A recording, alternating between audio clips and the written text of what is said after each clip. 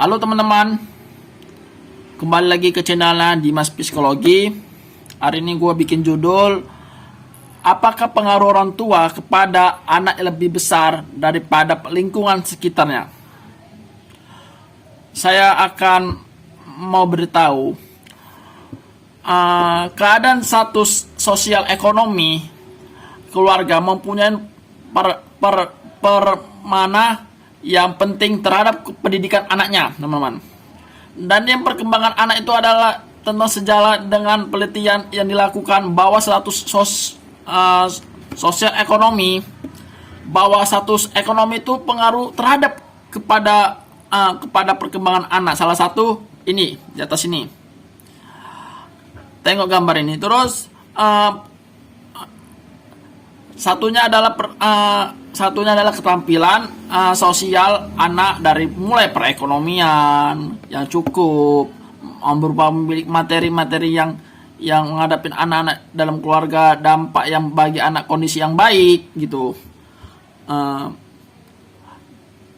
Terus kita akan mendapatkan anak-anak kondisi yang tersebut sangat yang mendapatkan kasih sayang bermacam-macam, dari mulai dia, kita memberikan dia nasihat baik, percakapan, selain pemilikan materi pendidikan, kita memberikan pendidikan juga. Sebagai orang tua kita berperan mendalam pendidikan, karena tinggi rendah atau tinggi pendidikan itu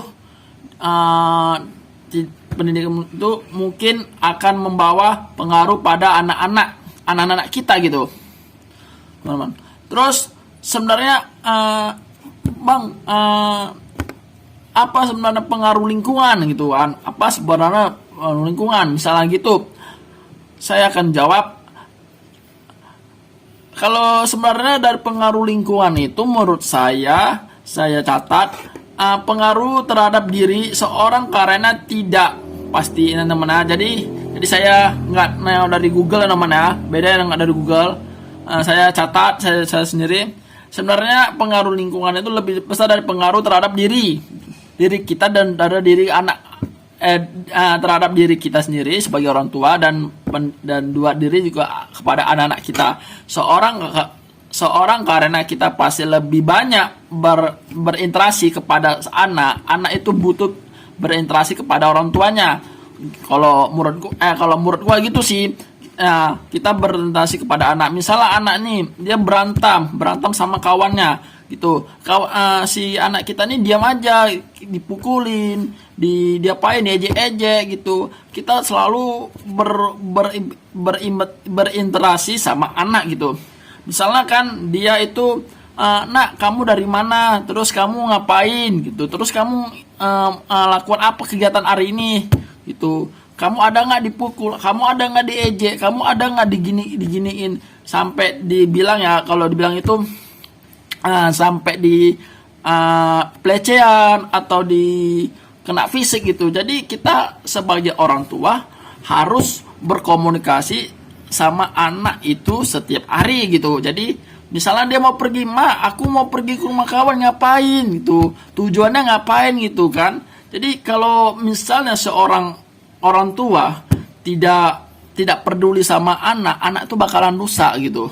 Oh, ibuku nggak, ibu aku nggak pernah peduli sama aku, orang tua aku nggak peduli sama aku, anaknya melakukan narkoba, anaknya melakukan enggak di itu, anaknya melanggar hukum.